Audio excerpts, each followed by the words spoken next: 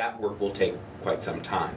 Plus, when you consider that we'll be waiting on an autopsy report as well, it's going to be a matter of several weeks, several months before we have the entirety of the set of facts completed. It's important to note, however, throughout the process, we are submitting investigative findings to the District Attorney General so that he has a contextual understanding of what our investigation at any given moment is revealing to him.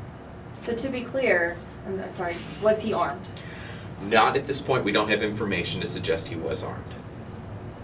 And there's no information to right now that indicates whether or not he had reached for an officer's gun. That part's still under investigation. That part is still under investigation. And that's what these investigations look like, is trying to determine how did it escalate from officers showing up to the outcome. And so we're going to want to know across the entire spectrum of time what happened at what moment and how does it all piece together. And that process does take a considerable amount of time when you're talking about collecting all of the forensic evidence and the interviews and making sure that we're double asking questions and verifying information that we've heard on the front end, all of that.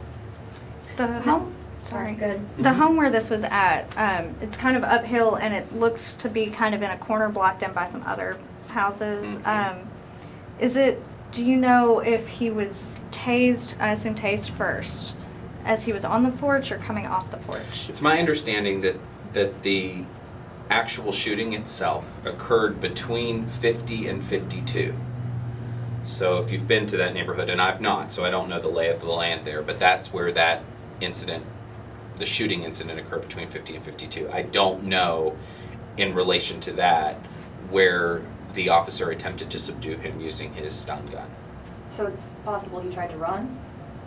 Presumably so. We're working to develop that. Again, he was banging on the door at 50, and somehow we got between 50 and 52 where the shooting incident occurred. So what happened from point A to point B is very much at the core of our investigation.